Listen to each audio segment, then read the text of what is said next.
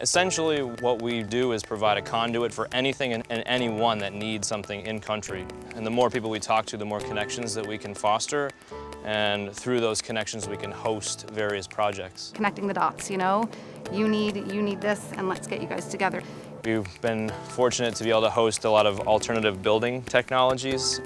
This is an Earthship by Michael Reynolds. They came down to source a location to start building, and we were able to get them building within 30 minutes of being on the ground.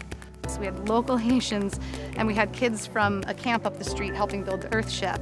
The Earthship technology uses rammed earth tires and plastic bottles. And the interior is made with sugarcane byproduct and sifted rubble from the earthquake. So it's minimizing the use of imported materials and technology and trying to maximize the use of in-country waste. I help GrassRoots with the local volunteer. All the local volunteers, they help us in the Earthship, and then they help us to build the slab for the 60-foot dome we had. They are family, like we grew up together.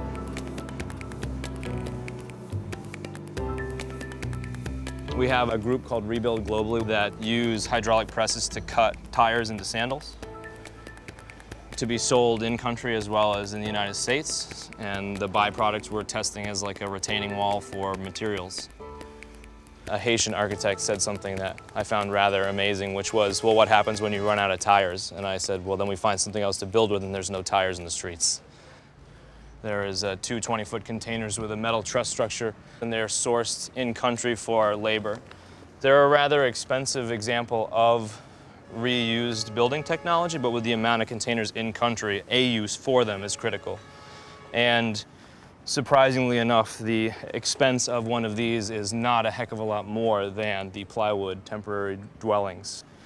We're approaching, at the top end, around $8,000 per unit for a plywood structure with a lifespan of maybe 10 years, whereas a $15,000 container structure like this has a common area in the middle, which is very culturally appropriate for outdoor social congregation and outdoor cooking, which is very culturally appropriate in Haiti. When it comes to finding alternative living situations, the cultural appropriateness is very crucial, and the lifespan shows that it's worth spending the money up front rather than retrofitting later on. And cultural sensitivity is crucial, and community involvement is crucial. The local population provides 60% of the labor in the construction of temporary shelter, but only provide at best 15% of the decision making. So trying to find a way to test systems like an Earthship, which looks very different than something in country. This is only the first phase, it's not a completed Earthship. But testing something like this and then adapting it to look like a traditional house is really where it's at.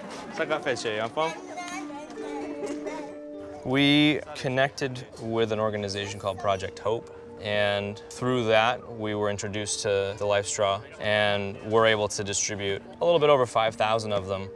And it was a situation where we needed immediate safety for individuals in camps and communities, and chose to provide a Life Straw to a family.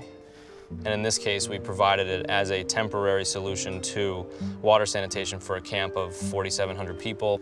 It actually has a very multi-purpose use for it. It can either be a single individual or as a family use for a few months to buy time, or working towards the family unit. I mean, there are so many facets to the way it can be used. Salut, comment est, Timou? En français? Salut, comment est?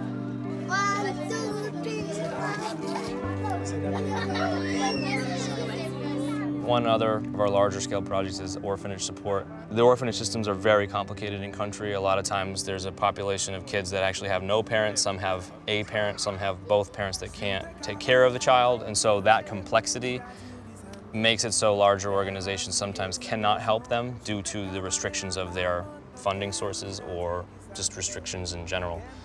We're very thankful to have flexibility as a small independent organization. Just take one of you. Want a picture, bud? Hold it down. We provide deworming capacities and anti-scabies, antifungal, topical skin cream, and various other things through working with Haitian doctors. Orphanages tend to need everything, from food to sanitation to clean water to medical assistance because of how dire the situation is. Our orphanage program has an orphanage coordinator, Emma Simpson, and she works exclusively with all Haitian individuals. A lot of the kids you see are from the community. They come and go, so they come and play and sometimes eat, which is The neighboring, really common families. in orphanages. Yeah. Like today I asked someone and there was 13 children that are there all the time, but it goes up to as many as 40 that come in and receive food and care if their parents simply can't take care of them. So that's a really interesting part of orphanages because they're not always orphans as we know it, they're just children in need.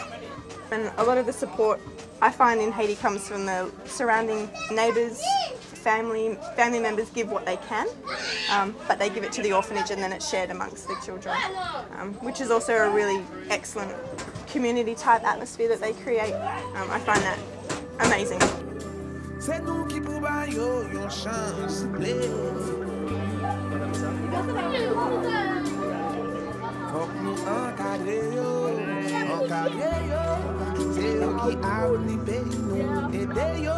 C'est eux-mêmes qui carrément payent nous, nous comptez sur nous.